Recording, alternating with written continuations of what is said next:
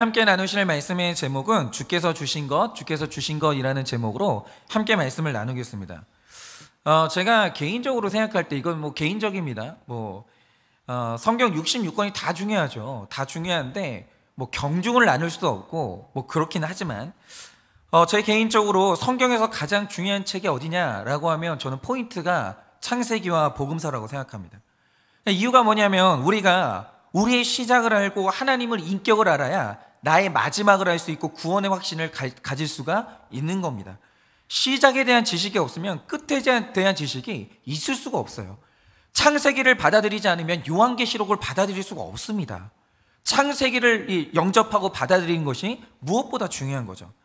그런데 다른 거는 몰라도 창세기를 읽으면 확실히 하나 알 수 있는 것이 있습니다. 그게 뭐냐면 세상이 창조될 때 하나님은 인간에게 일방적으로 주기만 했다라는 거죠. 인간은 일방적으로 받는 존재였습니다. 여러분, 우리가 한번 아담의 입장에서 생각해 봤으면 좋겠습니다. 그가 어느 날 알 수 없는 시간에 알 수 없는 이유로 존재가 생겨났고 눈을 떴어요. 눈을 떠보니 내가 내 눈에 들어왔던 광경이 뭐냐? 이미 세상은 완벽하게 완성되어 있었고 하나님이 그 모든 것을 아담에게 통째로 주셨습니다. 그래서 아담이 좋았겠죠. 그거는 맞습니다. 좋았는데, 그러나 중요한 사실이 뭐냐? 이때 아담에게 한 가지 부족한 게 있었는데, 내가 선물로 받은 이 세상이 존재하기까지 6일 동안 어떤 과정이 있었는지 아담은 하나도 알 수가 없는 것이죠. 왜냐? 내가 눈을 떴던 그 시점에 세상은 완성되어 있었거든요. 그래서 우리 인간들은요, 그냥 그대로 놔뒀으면 내가 받은 은혜가 얼마나 큰 은혜인지 알 수가 없는 거예요. 여러분, 이 땅에 어떤 아이가 태어납니다. 그 아이가 알 수 없는 이유로 이 땅에 태어나고 숨을 쉬어요. 근데 중요한 사실이 뭐냐? 그 10달 동안 어머니가 얼마나 큰 고생을 했는지 그 아이로서는 알 길이 없는 거예요. 그런데 하나님께서 그 부족한 나머지 지식을 채우고서 그 은혜를 창세기를 통해서 그 나머지 공백이 있는 지식들을 채우게 하신 거예요. 네가 이 세상에 존재하지 않았던 6일 동안 어떤 일이 있었고 하나님이 어떤 수고를 하였는지 전부 다 알려주신 겁니다. 그리고 이것은 오늘날도 마찬가지로서요, 하나님은 가져가시거나 달라거나 빼앗는 하나님이 아니에요. 여러분, 아브라함이 눈 떴을 때 그는 하나님의 선물을 그냥 통째로 받았습니다. 그는 받기만 했지 하나님의 사역에 동참한 것이 1도 없었다라는 거죠. 여러분, 하나님은 가져가거나 요구하시는 분이 아니에요. 뭐든지 주시는 분이에요. 그런데 오늘 내가 하나님이 나에게서 뭔가를 빼앗아 간다, 가져가신다 이렇게 느끼는 이유가 뭐냐? 지식의 공백이 있기 때문이에요. 여러분, 언제나 그래서 오늘은 우리가 하나님이 우리에게 주시는 분인데요, 오늘은 제가 한 가정의 간증과 함께 하나님이 도대체 우리에게 무엇을 주시는지, 어떤 방식으로 주시는지 오늘 우리가 그것을 좀 나누도록 하겠습니다. 첫째로, 하나님이 위기의 때에 구원을 주셨습니다. 여러분, 이 문구를 이게 구속사적이니까 잘 들으세요. 하나님은 위기의 때에 구원을 주시는 주심의 이 공식을 가지고 계시다라는 거죠. 9절 10절입니다. 주께서 우리 조상들이 애굽에서 고난받는 것을 감찰하시며 홍해에서 그들의 부르짖음을 들으시고 이적과 기사를 베푸사 바로와 그의 모든 신하와 그의 나라와 온 백성을 치셨사오니 이는 그들이 우리의 조상들에게 교만하게 행함을 아셨습니다. 주께서 오늘과 같이 명예를 얻으셨나이다 라고 했습니다. 여러분, 아브라함이라는 사람이 있었는데 그 사람이 이제 믿음의 조상으로 부름을 받았죠. 근데 이제 아브라함도 고난이 있었습니다. 그럼 그의 고난은 뭐였냐라고 하면 불신 가정의 고난이었고 갈대아 우르의 고난이 있었습니다. 그러면 아브라함이 고난을 받았으면 그 후손은 고난이 없었냐? 그게 아니고요. 그 후손들은 노예로 학대를 받으면서 애굽의 고난을 겪었습니다. 그러니까 여러분, 이런 거예요. 뭐냐면 우리가 믿음의 길에는 각자가 당해야 되는 고난이 반드시 있습니다. 여러분, 하나님의 아들 예수님도 고난에서는 면제가 안 됐어요. 그래서 우리 어머니들이 늘 있잖아요. 기도를 할 때 하나님이 안 들어주시는 기도는 할 필요가 없거든요. 그런데 하나님이 안 들어주시는 기도를 하실 때가 있어요. 그게 뭐냐면 우리 아들은 우리 딸은 고난을 면제해 주세요라고 기도하시는 분들이 있어요. 그런 기도는 응답이 안 됩니다. 여러분, 사람이요, 고난 당하지 않고 구원의 길이 안 열려요. 나도 나에게 맞는 고난을 당해야지만 여러분, 내 딸도 내 아들도 그에게 맞는 고난은 겪어야 돼요. 그런데 중요한 것은 이 고난을 주실 때 이스라엘이 미워서 혹은 내가 미워서 고난을 주시는 게 아니라는 거예요. 그 고난을 통해 하나님을 찾고 부르짖으라고 훈련을 받게 하시는 겁니다. 고난은 목적이 뚜렷해요. 여러분, 사람이 있잖아요. 내 배우자도 나한테 잘해줘요. 내 자녀도 너무 공부 잘하고 착해요. 내 삶에 물질적인 어려움이 있어요. 안 부르짖어요. 그럼 그렇게 되는 게 아닙니다. 아무도 그건 안 돼요. 허벅지를 꼬집어 봐도 아무리 굳센 믿음을 가지고 있어도 삶이 평안하잖아요. 부르짖는 게 안 되는 거예요. 그런 힘은 안 나옵니다. 하나님이 고난을 주시는 이유가 뭐냐? 하늘문을 열려면 부르짖어야 되는데 고난이라는 능력이 없으면 그게 안 되는 거예요. 그리고 두 번째로, 고난이 없으면 훈련은 안 돼요. 그러니까 제가 요즘에 이제 이대로는 안 되겠다 싶어가지고 자전거를 샀거든요. 그리고 이제 제가 이제 자전거 타는 코스가 있습니다. 그래서 자전거를 타는데 첫날 제가 몸을 얼마나 방치했는지를 알겠는 거예요. 그러니까 올라가야 되는 코스가 있잖아요. 근데 그날 3분의 1을 올라가는데 죽겠는 거예요. 이러다 죽는다 사람이. 이건 올라갈 길이 아니다. 못 올라가겠는 거죠. 막 허벅지가 터질 것 같고. 그래 포기했어요. 그래서 이제 걸어서 올라갔고. 근데 한 이틀 3일 지나니까 절반 올라가겠더라고요. 그 이상 못 올라가겠어요. 그래서 이게 멈췄고 어제 끝까지 올라갔습니다. 아니요, 그러실 필요는 없어요. 근데 이제 박수 받으려고 그런 게 아니라, 그러니까 이런 거죠. 여러분, 그러니까 우리가 근육이 생긴다라고 할 때 헬스를 하거든요. 그런데 헬스하는 사람들이 하는 게 뭐냐면 몸에 고통을 주는 거예요. 헬스의 본질은 그 다른 게 아니고요. 몸의 각 부분에 고통을 주는 거예요. 근데 몸이 고통을 받잖아요. 몸이 자기를 보호하기 위해서 갑옷을 만드는데 그게 근육이에요. 그러니까 고통을 주는 훈련이 없으면요, 사람이 강해지질 않는 거예요. 그러니까 하나님이 우리에게 고통을 주시는 이유가 뭐냐면 하나님을 찾고 부르짖으라고 훈련을 하시는 거예요. 그런데 이스라엘 백성들은, 택자들은 무조건 이 훈련을 받아요. 그래서 그 결과가 뭡니까? 출애굽의 때 훈련받은 이스라엘 백성들은요, 하나님께서 10가지 재앙을 내리시는데 이 10가지 재앙이 주시는 사건으로 끝났어요. 구원을 받은 거죠. 그런데 반면에 잘 먹고 잘 살아서 영적 훈련이 전혀 안 됐던 애굽은 재앙을 내리시는 사건이 재앙의 사건이 있었어요. 그러니까 이 고난으로 훈련되지 않은 사람에게 10가지 재앙은 치시는 사건이에요. 주시는 사건이 아니라는 거죠. 그러나 훈련받은 사람에게 고난은 베푸시는 사건이에요.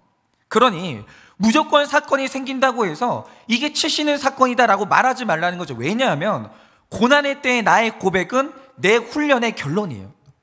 고난의 때에 훈련받은 사람은 베푸심을 경험해요.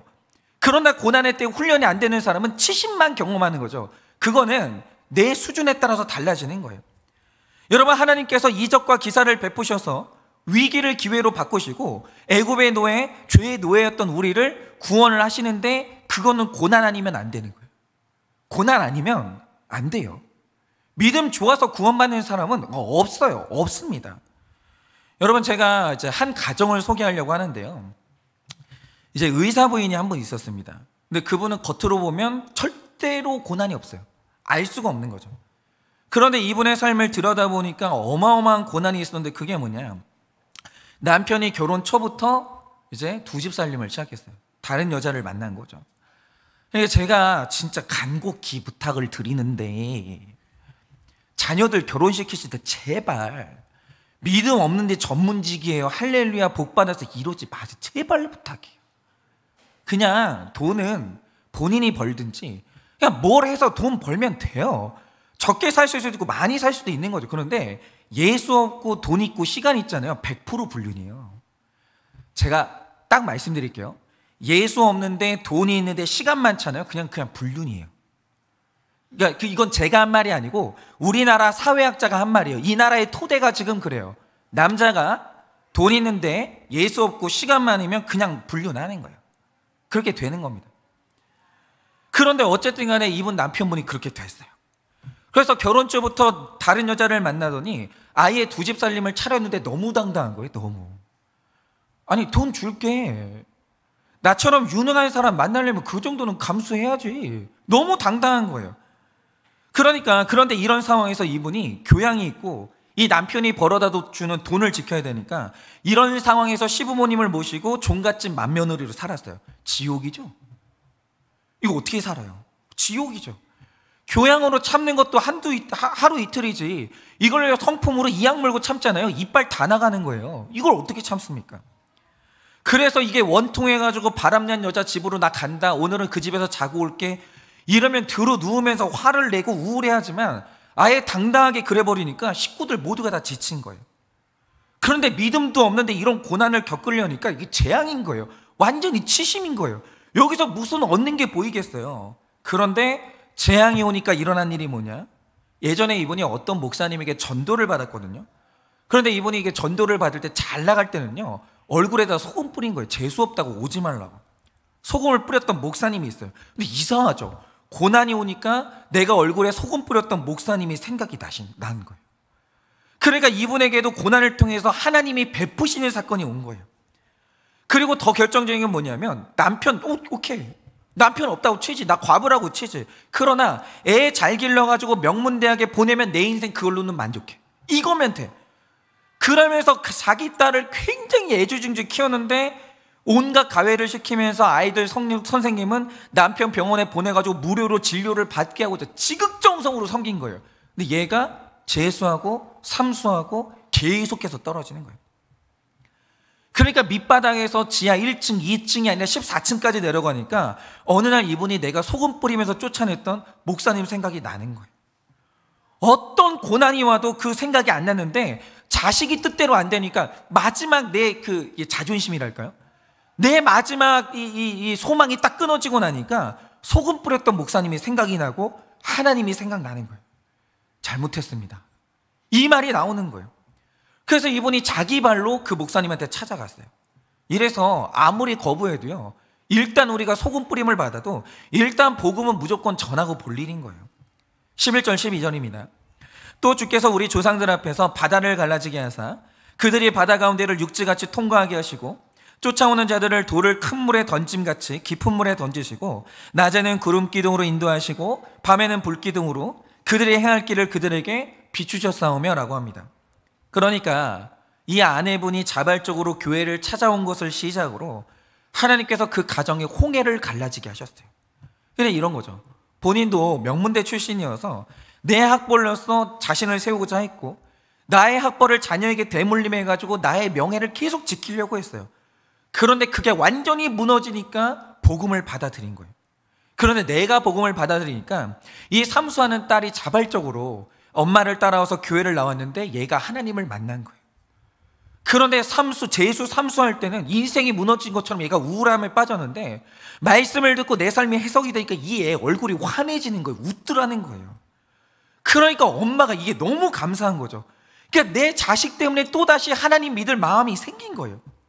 그런데 내가 이제 내 딸하고 나는 은혜 받아서 교회를 나가는데 남편이 반대를 하는 거예요. 어디 교회를 가냐. 그러니까 그냥 그 목사님한테 뭐 할 말이 뭐가 있어요. 내가 얼굴에 소금 뿌렸는데 나만 구원받는 것만 해도 너무 감사한데 목사님한테 부탁을 해가지고 우리 남편 좀 전도해 주세요 부탁을 했어요. 얼마나 무섭겠어요. 이 목사님 입장에서는 얼마나 강팍할 거예요. 또 소금을 한 번 맞으면 됐지 2번 맞을 수도 있잖아요. 너무 두려웠는데 또 부탁을 하니까 쉽지는 않았지만 약속을 하고 찾아가서 복음을 전했죠. 근데 복음을 전해보니까 이분이 고난 중에 있었던 거예요. 뭐냐, 남성분들 아셔야 되는 게 여성들은 탐욕이 어마어마해요. 이게 사랑을 나눠 가질 수가 없어요. 여성들은 절대 그게 안 돼요. 그러니까 이런 거죠. 집에 오잖아요. 내가 저질러 온 일 때문에 다들 썩은 얼굴 하고 있죠. 집이 있잖아요. 침울해요. 그 집에 있으면 숨이 막혀요. 그래가지고 살겠다고 이제 외도한 그 여자한테 찾아가요. 그 외도한 여자한테 찾아가면 맨날 하는 말이 뭔지 아십니까? 이혼은 언제? 나랑은 언제 결혼할 건데? 그래서 우리 애는 언제 호적에 올리는데? 이 얘기를 하면서 있잖아요. 바가지를 빡빡 긁는 거예요. 빡빡. 진짜 이거 손톱 딱 세워가지고 빡. 그거 남자는 못 참아요. 제가 분류를 해봐서 아는 건 아니고 남자는 그거 못 이겨요. 여자가 갈구잖아요. 못 이겨요. 얼마나 괴로운데요. 집요하게 괴롭혀요. 막 있잖아요. 자는데도 소리가 들려. 호적. 이혼 막. 그거 지옥이에요. 그러니까 이 남편분이요. 너무너무 힘든 와중에 있었고 직업이 버젓해도 비밀이 있으니까 친구들하고 다 끊어진 거예요. 그리고 약점을 숨기느라 이 평생 불행한 인생을 살고 있었던 거예요. 이게 내주의 결론인가. 이걸 어떻게 돌이키나. 너무 힘들었던 거죠. 그래서 이제 이 남편분도 목사님이 복음을 전할 때 넙죽 받아들인 거예요. 너무 힘들었거든요. 그런데 너무 감사하잖아요. 끝났을 줄 알았죠. 이게 물에서 건져주니까 보따리 내놓으라고 한다고. 그 다음에는 모시는 시어머니가 반대를 하는 거예요. 그러니까 시어머니도 전도해 주세요. 또 부탁한 거예요. 그래서 이 목사님이 일주일에 시어머니를 찾아가가지고 복음을 전했더니 장손도 믿고 며느리도 믿고 손녀가 믿는데 저도 믿지요 이러면서 영접 기도를 한 거예요. 그리고 이제 온 가족이 예수님을 믿게 된 거죠. 기적이 일어난 거죠.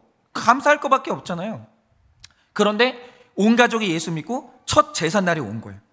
그러니까 이 목사님한테 물어본 거예요. 제사는 어떻게 하면 됩니까? 당연히 추도 예배를 드리셔야죠. 그랬더니 그 집에서 한 말이 뭔가 추도 예배도 드려주세요. 끝이 없는 거예요. 여러분, 이렇게요, 한 사람이 구원받는다는 건 보통 일이 아니에요. 그런데 이 목사님에게 이 어려운 일이 하나님의 치심이 아니라 구원의 사건이었고, 이 가정도 치심이 아니라 계속해서 구원이 열리는 거예요. 계속해서. 그런데 이 구원의 문을 연 이 열쇠가 뭐냐? 이 가정에 임한 어려움을 통해서 계속 구원의 문이 열리는 거예요. 그런데 여러분, 이렇게 소금을 뿌리던 미신 가정이요, 예수 믿는 가정이 됐습니다. 여러분, 이렇게 우리 하나님은요, 위기의 때에 복을 주시는 하나님이라는 거예요. 위기가 치시는 사건이 아니라 베푸시는 사건이에요. 그게 구속사예요. 그걸 아는 게 구속사라는 거죠. 그러니까 어떤 위기가 와도 정신 똑바로 차리고 이게 치시는 사건이 아니라 베푸시는 사건이 되도록 복음의 길을, 구원의 길로 계속 적용을 하셔야 되는 거예요. 이거는요, 구원의 사건으로 적용될 수 있어요. 전환될 수 있습니다. 내가 어떤 가치관을 가지냐에 따라 이것을 훈련으로 보느냐 재앙으로 보느냐에 따라서 완전히 달라지는 거예요. 이게 최고의 축복이 될 수 있고 최악의 저주가 될 수도 있는 거죠. 오늘 구속사적인 가치관을 갖는다는 것은 뭐냐? 우리가 하나님이 재앙을 주실 때 구원의 사건으로 연결하는 것이라 이거죠. 적용 질문 드려보겠습니다. 개인과 가정의 위기에서 주께서 주신 것은 무엇입니까? 개인과 가정의 위기에서 주께서 주신 것은 무엇이었습니까? 반복하고 또 반복해도 지겹지 않은 나의 출애굽 이야기, 구원의 간증이 있으십니까? 반복하고 또 반복해도 지겹지 않은 나의 출애굽 이야기, 구원의 간증이 있으십니까? 세상에서는 재앙으로 여기는 배신과 부도, 질병의 사건이 구원을 위해 베푸신 이적과 기사였음을 선포하고 있으십니까? 세상에서는 재앙으로 여기는 배신과 부도, 질병의 사건이 구원을 위해 베푸신 이적과 기사였음이 선포되고 있습니까? 둘째로, 하나님이 우리에게 주시는데 첫 번째는 위기의 때에 구원을 주시고 둘째로 영과 육의 양식을 주십니다. 13절입니다. 또 시내 산에 강림하시고 하늘에서부터 그들에게 말씀하사 정직한 규례와 진정한 율법과 선한 율례와 계명을 그들에게 주시고. 여러분, 성경은요, 두 가지입니다. 신론하고 인간론이에요. 우리가 성경을 읽으면서 반드시 알아야 되는 두 가지는 뭐냐면 하나님이 누구인가를 알아야 되고 인간이 어떤가를 알아야 돼요. 그래서 내 체질을 알고 나한테 맞는 것을 적용해야 되는데, 여러분, 인간은 굉장히 신비한 게 있어요. 그게 뭐냐? 인간은 육체가 아니에요.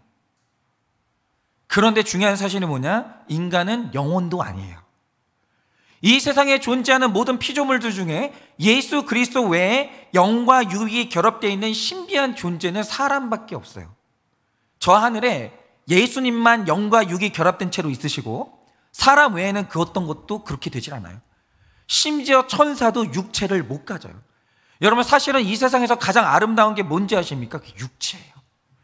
육체가 죄 때문에 타락해서 그렇지만 사실은 천사들이 정말 흠모한 게 뭐냐? 인간의 그 선물 받은 육체를 굉장히 흠모했습니다. 이게 하나님의 영생을 담는 아주 신비한 그릇이거든요. 그래서 사람은요, 말씀을 아무리 들어도 육의 양식을 안 먹으면 화나요.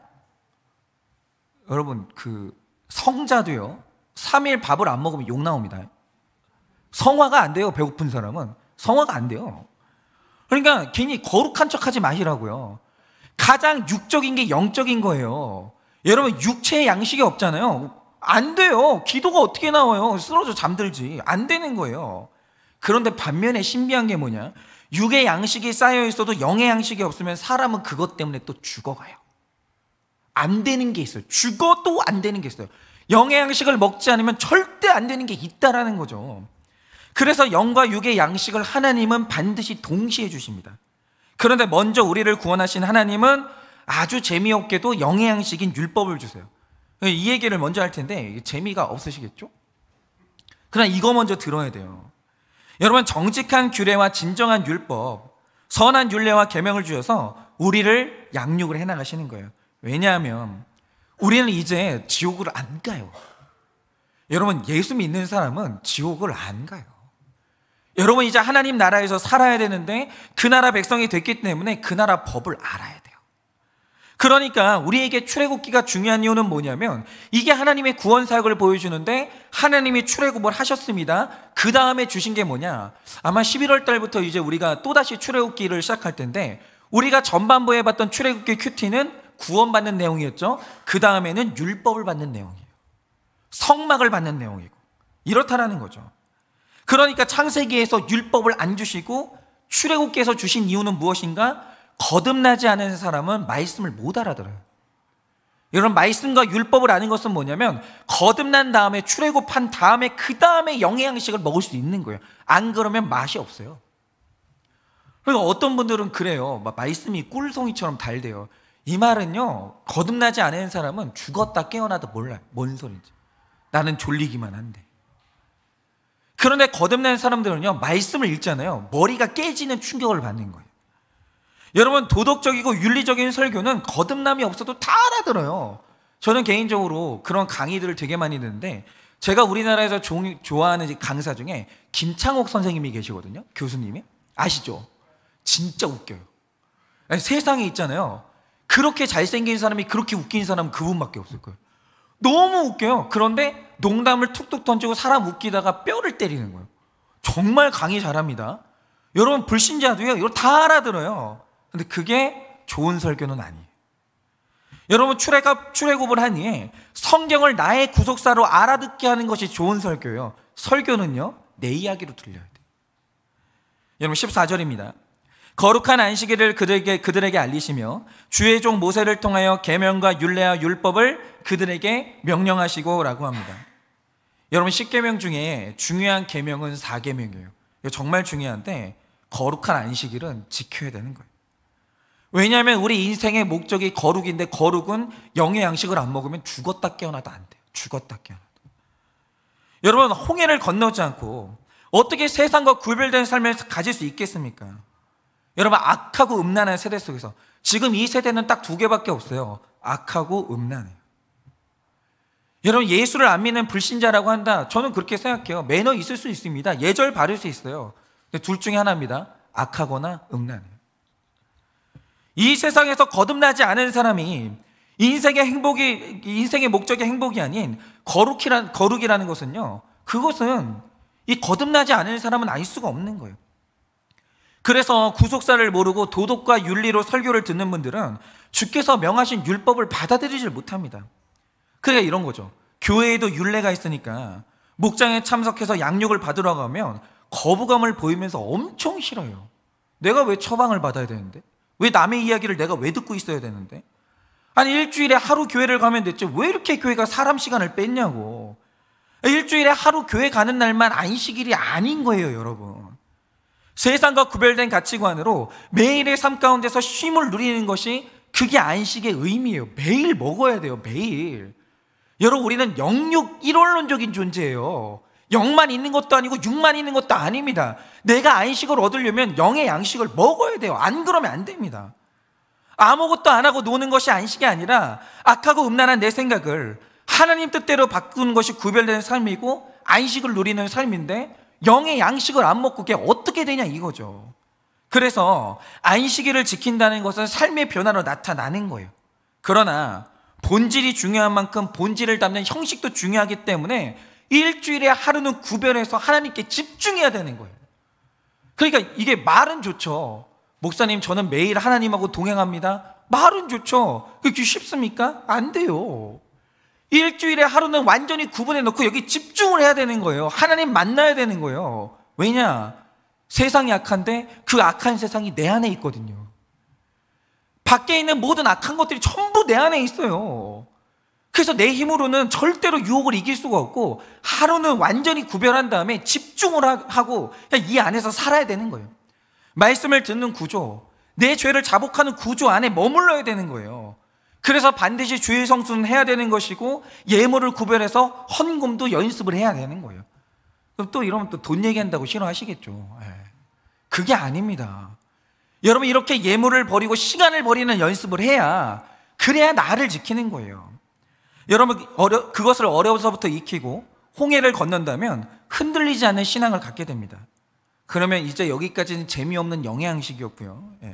15절 이제 유괴양식을 한번 볼게요. 이렇게 말씀하십니다. 그들의 굶주림 때문에 하늘에서 그들에게 양식을 주시며 그들의 목마름 때문에 그들에게 반석에서 물을 내시고, 또 주께서 옛적에 손을 들어 맹세하시고 주시겠다고 약속하신 땅을 들어가서 차지하라 말씀하셨사오나 라고 합니다. 그러니까 여러분 보세요. 영지주의자들은 맨날 영적인 것만 얘기해요. 뭐 성령 충만 받으면 되었지. 그건 위선이에요. 아니에요. 집 없이 어떻게 삽니까? 아니, 옷이 없이 어떻게 밖을 나갑니까?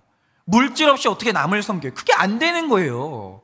여러분, 우리는요 반드시 한 영의 양식과 함께 하나님이 육의 양식을 주시는 분이심을 믿어야 돼요. 하나님은 육의 양식이 얼마나 중요한지 아십니다. 그걸 부정하는 종교는 위선이에요. 여러분, 성경은 무소유를 말하지 않습니다. 성경은 소유를 말하되 깨끗한 소유를 말하는 거예요. 그런데 여러분 15절을 보니까 여러분이 좋아하시는 육의 양식 이야기가 나오는데, 영의 양식을 주신 하나님은 반드시 육의 양식을 주세요. 하나님이 굶어 죽이지 않으신다라는 거예요. 그런데 여기에서 정말 중요한 게 뭐냐, 여러분, 우리가 육의 양식을 얻어도 그 육의 양식의 출처가 그 영의 양식이어야 된다는 거죠. 하늘의 양식이어야 된다는 거죠. 우리는 하늘에서 주시는 육의 양식을 얻어야 된다는 거예요. 이 말이 무슨 뜻이냐, 제가 계속 말씀드리지만 사탄도 양식을 줘요. 여러분, 사탄이 지금 아직까지는 끝날이 오기까지는 공중권세를 잡고 있기 때문에 그도 물질을 쥐고 있고 권세를 쥐고 있고 그가 우리 밥줄을 쥐고 있어요. 그런데 이 땅에서 사탄이 주는 땅의 양식을 먹으면 그 양식을 먹고 이런 게 있습니다.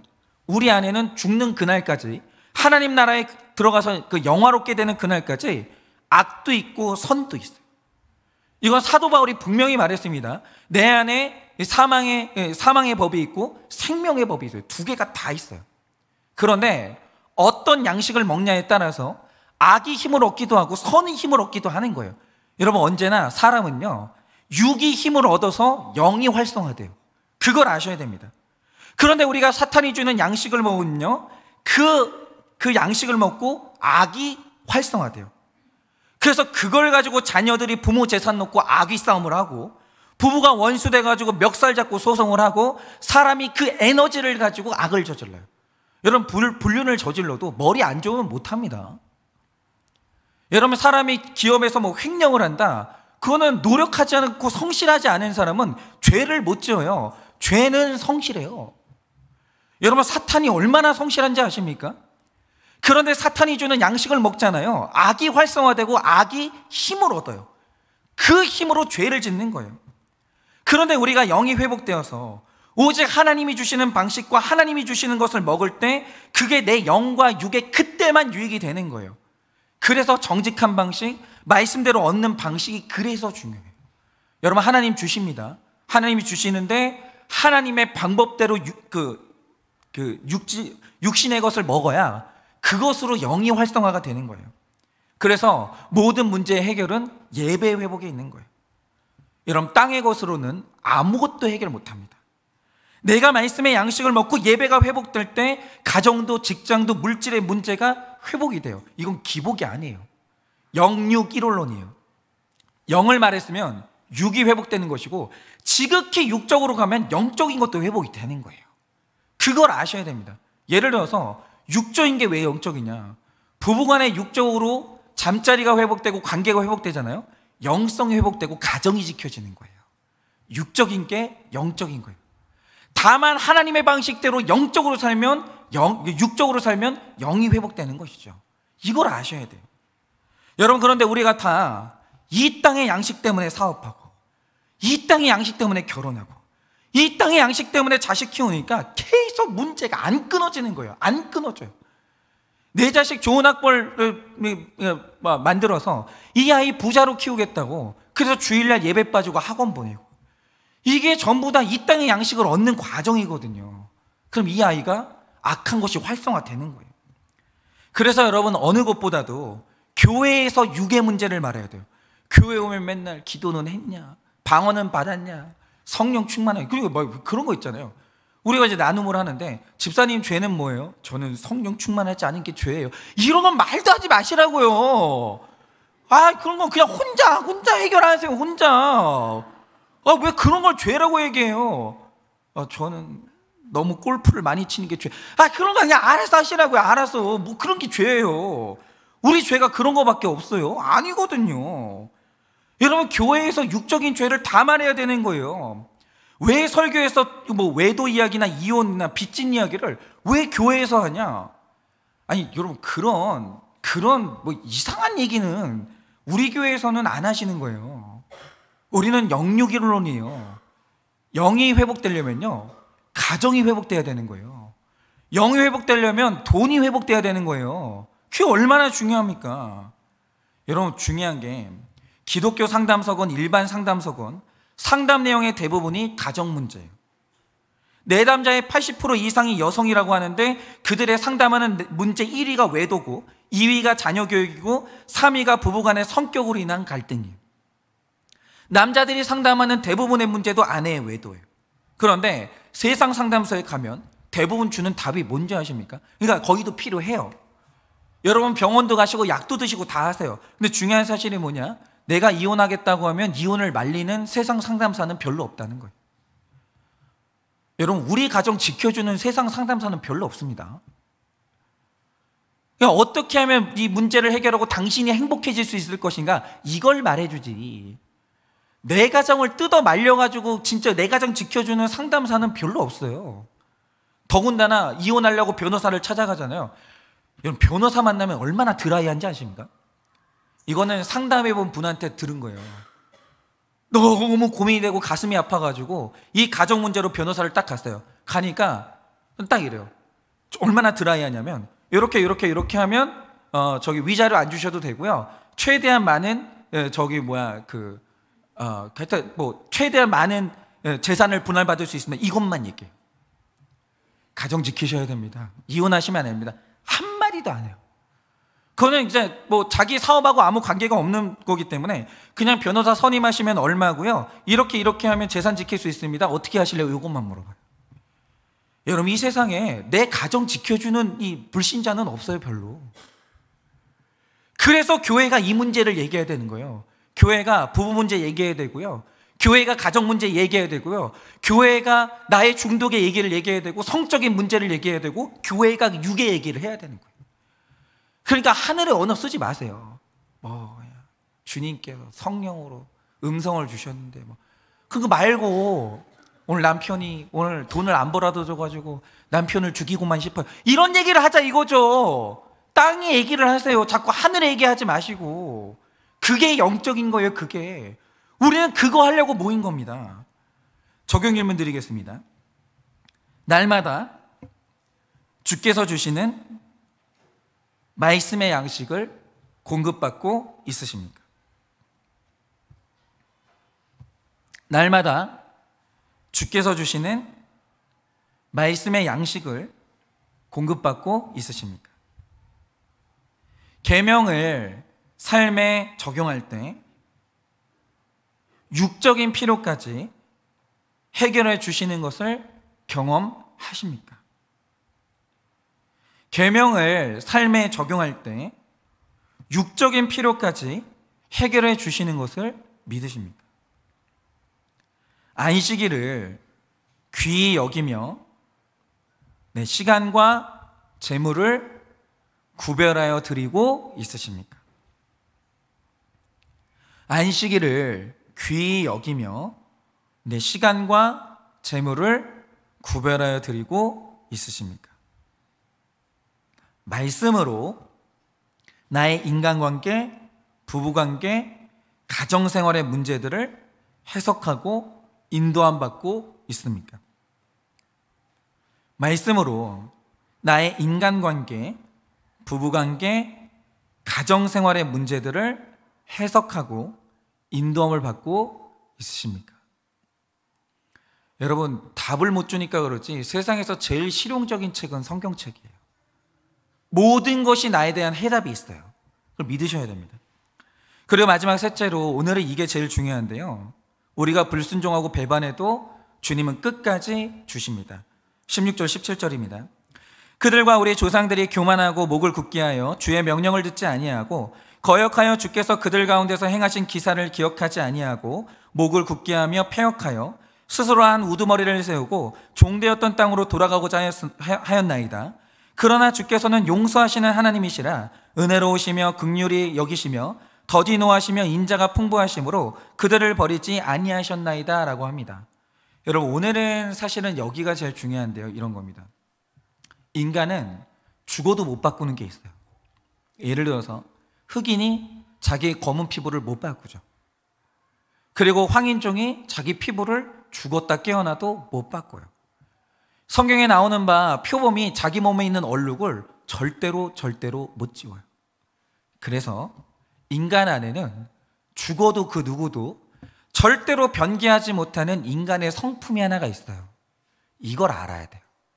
내가 결혼한 그 사람 안에도 이 성품이 있고, 내가 너무 사랑하는 내 자녀에게도 절대 지울 수 없는 이 성품이 있고, 누구에게나 이 성품이 있어요. 그게 뭐냐? 들어보세요. 우리가 앞에서 10절에서 하나님이 우리 구원을 위해 이적과 기사를 베풀었다고 하거든요. 그런데 이 베풀다라는 동사와 하나님이 15절에서 우리 육체를 위해서 양식을 주셨다와 물을 내셨다라는 동사가 전부 같은 동사예요. 하나님이 우리 구원을 위해서 뭔가를 주실 때 전부 같은 동사를 통해서 주신다 이걸 표현해요. 그리고 그러면 주셨다라는 말씀에 이어서 우리의 반응이 나와야 되잖아요. 그러니까 우리도 동사로 응답해야 되거든요. 그런데 어떤 동사로 응답했냐? 지금 17절에서 그들이 한 우두머리를 세웠다. 하나님이 아니라 하나님이 구원하셨고 먹이셨고 입히시니까 하나님을 배신하고 한 우두머리를 세우는데, 여기서 세운다라는 동사가 또한 같은 동사예요. 하나님이 은혜를 베푸시는 동사를 배신의 동사로 응답을 하는 거예요. 그러니까 이 말씀을 잘 보세요. 하나님께서 우리에게 이적과 기사를 베푸시고 선한 율법을 주시고 먹을 것과 마실 것을 주세요. 진작 죽었어야 되는 인생인데 하나님이 주세요. 그런데 인간은 절대로 변개할 수 없는 그 마음의 성품이 하나 있어요. 그게 뭐냐? 이 은혜에 대해서 배신해요. 인간은요, 배신 안 하는 인간은 없어요. 100% 우리는 신앙생활 하다가 배신해요. 그게 이런 거죠. 하나님이 은혜를 주셨는데 이들이 그 응답으로 뭘 했습니까? 교만해지더니 하나님을 버리고 애굽으로 돌아가겠다고 하나님을 버리고 자기 우두머리를 세워요. 네가 협상해가지고 애굽으로 돌아갈 수 있게 협상해달라는 거예요. 근데 이게 싹 다 같은 동사라 이거죠. 하나님께서 먹여주시고 입혀주시니까 목이 굳어져서 우두머리를 따로 세우고 인간이 왕노릇을 하는 거예요. 하나님의 구원사에게 정면으로 도전합니다. 그런데 이들이 하나님께 불과 얼마 전에 구원받았던 그 백성이에요. 이때 이스라엘의 패역에 분노하신 하나님은 이스라엘을 다 명하고 내가 은혜는 좀 갚을 줄 아는 기본이 된 인간들을 내가 세우겠다라고 말씀을 하셨거든요. 그런데 이때 모세의 간절한 중보기도로 뜻을 돌이키시고 이스라엘을 멸망을 안 시키시는 거예요. 배신을 했는데 하나님이 그들을 안 버리세요. 그러고 나서 그들에게 주기 시작하는데 다시 뭘 했냐? 그때로부터 하나님이 광야 40일길을 40년 광야길로 바꾸셨는데, 중요한 게 이겁니다. 한번 죽어봐. 한번 고생 좀 해봐. 이러면서 보내신 게 아니라 모세가 신명기에서 한 말이 뭐냐면 하나님이 40년 동안 그들을 안았다라는 거예요. 그 광야 생활 가운데 그들만 걸은 것이 아니라 그 광야에서 하나님이 계속 같이 도신 거예요. 이게 훈련이었다라는 거죠. 그러니까 이 40년 광야는요, 그들이 살아왔던 삶의 결론이고 우리가 만나는 광야도 내 삶의 결론이에요. 내 삶의 결론이라는 거죠. 그런데 이 결론이 왜 나오냐? 왜 우리가 40년 광야길을 만나냐? 모든 인간의 마음에는 죽었다 깨어나도 지울 수 없는 하나의 성품이 있는데 인간은 배신해요. 그건 어쩔 수가 없어요. 그러나 일어난 우리를 하나님이 버리지 않았는데 광야에 있어야 되는 불평의 대가로 광야에서 죽었습니다. 하나님이 그 후손들을 다 이 약속의 땅으로 밀어 넣으시는 거예요. 하나님은 그 악한 부모를 들어 쓰셔서 자녀들이 구원받는 반면 교사로 그들을 또다시 쓰시는 거예요. 여러분 18절입니다. 또 그들이 자기를 위하여 송아지를 부어 만들고 이르기를 이는 곧 너희를 인도하여 애굽에서 나오게 한 신이라 하여 하나님을 크게 모독하였사오나라고 합니다. 기가 막히게 배신해요. 하나님이 구원했는데 송아지를 만들더니 네가 나의 신이다 이러는 거예요. 우린요 다 이렇게 배신해요. 난 당신밖에 없어. 죽을 때까지 사랑할게. 이러고 또 다른 암송아지, 숫송아지를 하나 만들어 놓고 네가 나의 신이다 이러는 게 그게 우리예요. 기가 막히게 배신을 해요. 여러분 제가 처음에 말씀드린 집사님 이야기를 이어가겠습니다. 이 첫 달의 입시 실패를 통해서 온 가족이 예수님을 믿게 됐거든요. 그래서 이 부인께서 열심히 교회를 다니면서 신앙생활을 시작했어요. 우린 다 처음에 이렇게 합니다. 그런데 아이들이 안타까운 일이 일어났어요. 그게 뭐냐면 아이들이 모두 다 명문대학에 다 합격을 했어요. 네, 그러자 일어난 일이 뭐냐? 모두가 목장 모임의 발길을 뚝 끊었어요. 이게 우리예요. 사람은 반드시 그러하고 제가 이 사역을 하다 보면 늘 이건 공식이에요. 늘 저한테 전화 오시는 분들은 다 절박한 분들이에요. 목사님 어떻게 하죠? 목사님 저는 죽어야 되나요? 살아야 되나요? 정말 그래가지고요 제가 예전에는 정말 잠을 쪼개가면서 계속 상담하고 양육하고 기도하고 그랬거든요. 정말 그분들이 거짓말같이 해결이 되는 거예요. 그럼 어떻게 되냐? 전화가 한 통도 안 와요. 전화가 한 통도 안 와요. 한 통도. 네. 그럼 저한테 전화만 안 오냐? 그게 아니라 신앙생활이 있잖아요. 고난이 올 땐 정말 뜨겁고 절박해요. 근데 모든 문제가 해결되고 모든 게 평안해지는 순간 언제 그랬냐는 듯이 마음이 싹 식어요. 그전에는 처방을 받잖아요. 목사님 맞습니다. 맞습니다. 제가 그랬습니다. 목사님 진짜 잘못했습니다. 어떻게 말만 하시면 다 적용하겠습니다. 이래요. 근데 다 해결되잖아요. 그 다음 날부터 제가 이제 처방하기 시작하잖아요. 기분이 싹 나빠요. 나 언제까지 이런 말을 들어야 되나? 내가 이렇게 살 사람은 아닌데 왜 저러나? 목장 참여라는 말이 귀찮아지고요. 처방을 하잖아요. 기분이 싹 나빠지는 거예요. 그러니까 이분도 마찬가지예요. 애들은 내가 그렇게 원하던 대학에 다 붙었죠. 남편은 여전히 바람을 피우고 있었지만 워낙 돈을 많이 갖다 주는 거예요. 먹고 사는 일에 걱정이 없고. 아이들 입시가 끝나서 환경이 편해지니까 어쩔 수가 없어요. 예배 감격이요 싹 사라져요. 싹. 그거는 허벅지를 꼬집어도 안 돼요. 고난이 없잖아요. 예배의 감격이 있잖아요. 싹 사라져요. 한창 죄를 지어가지고 아내한테 갈굼당할 때는요 진짜 목사님 설교가 다 꽂혀요.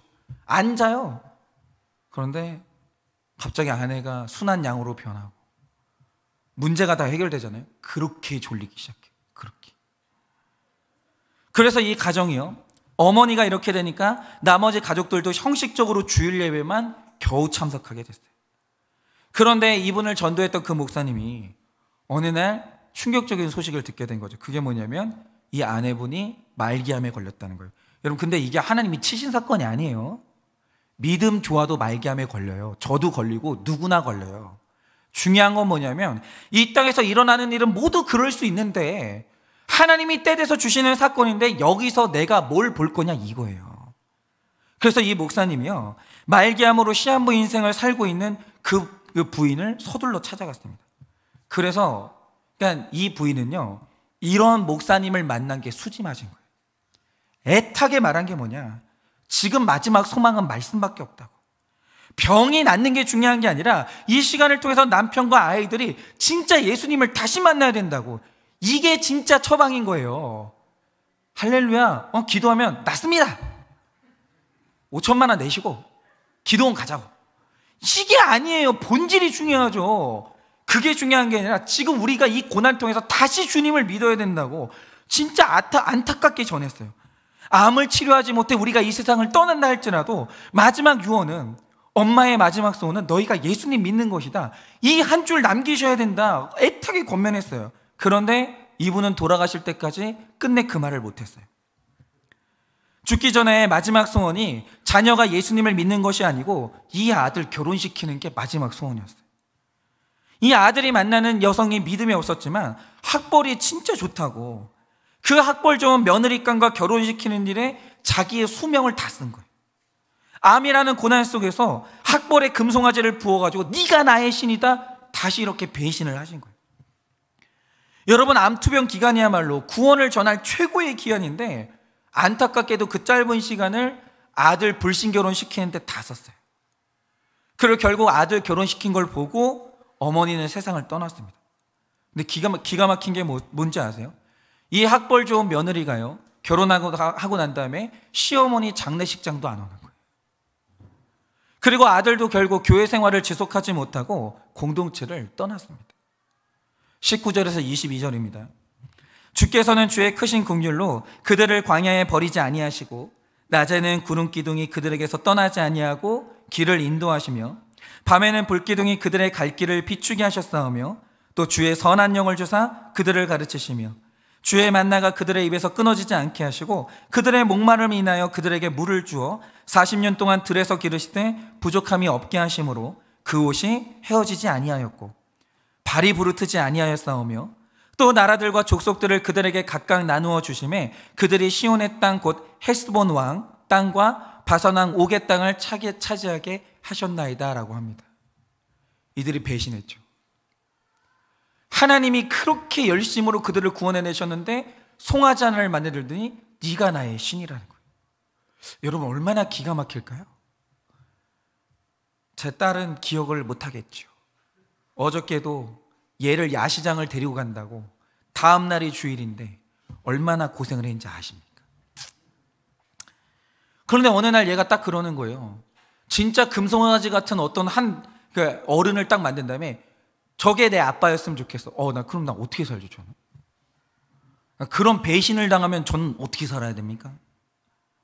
하나님이 그런 일을 당하신 거예요. 그런데 하나님이 하신 일이 뭐냐? 광야의 시대가 패역함으로 가나안 땅에 들어가지 못했거든요. 그런데 하나님은 그 자손들을 사랑하사 그들이 들어가도록 밀어 넣으시는 거예요. 여러분, 하나님은요, 우리의 변화가 아무리 오래 걸려도 안 버리세요. 그게 하나님의 중요한 성품이에요. 그래서 제가 막 어릴 때는 진짜 그 배신이라는 게 목회자 자녀로 살다 보니까 그 진짜 변덕이 줄 끓듯 하면서 막 어떨 때는 막 하나님밖에 없어요. 그러다 다음날 와가지고 하나님이 나한테 해준 게 뭐예요? 막 이런 거 보고 있으면 막 진짜 너무 이상하더라고요. 그래가지고 제가 그렇게 정죄를 했는데 어느 날 제가 그러고 있는 거예요. 그런데 나를 버리지 않는 그 하나님의 은혜를 경험하면서 이제는요, 배신해도요 아무렇지도 않아요. 그렇지, 원래 그러지. 그래서 구원은요, 사람의 성품에 달린 문제가 아니에요. 하나님이 나를 사랑하지 않으면 아무도 구원 못 받아요. 아무도. 근데 그분이 우리를 안 버려요. 마찬가지로 하나님은 의사 부인의 가정에도 지속적으로 긍휼을 베푸셨습니다. 부인이 세상을 떠난 다음에 입시 실패로 구원에 초석이 됐던 그 딸이 교회에서 목자로 섬기고 있었어요. 그런데 어느 날 어머니가 돌아가신 다음에 어느 날 그 전도해 주신 목사님한테 이런 편지를 보냈다는 거죠. 목사님, 제가 처음에 예수님을 믿을 때 목사님이 그러셨죠. 제가 저희 집안의 보석이고 복의 근원이라고. 이 딸이 입시에 실패를 안 했으면 어떻게 온 가족이 구원을 받았겠어요? 이 목사님이 실패해가지고 완전히 이 어깨가 처진 그 딸을 보고 두 손을 꼭 잡고 네가 이 집의 보석이야, 네가 이 집의 복의 근원이야, 그 말을 해줬다라는 거죠. 그런데 이 딸이 하는 말이 그거예요. 목사님, 왜 그러셨습니까? 복의 근원이 되려니까 제 인생이 너무 힘듭니다. 처음에는 육적으로 정신적으로 저와 아빠에게 더할 나위 할 수도 없이 좋은 엄마였기에 목사님의 말씀이 인정이 안 됐습니다. 그런데 지금 믿음을 떠난 남동생과 가족을 지켜보면서 목사님의 말씀이 다 이해가 됩니다. 며칠 전 목장의 지체 어머니께 병문안을 가서 울면서 말씀드렸습니다. 우리 어머니는 돌아가시기 전에 남동생을 불신자와 결혼시키고 남편과 자녀에게 예수 믿으라는 말씀을 안 하셨습니다. 그래서 지금 가족이 다 믿음을 떠나서 흩어졌습니다. 제발 이 기회를 놓치지 마세요.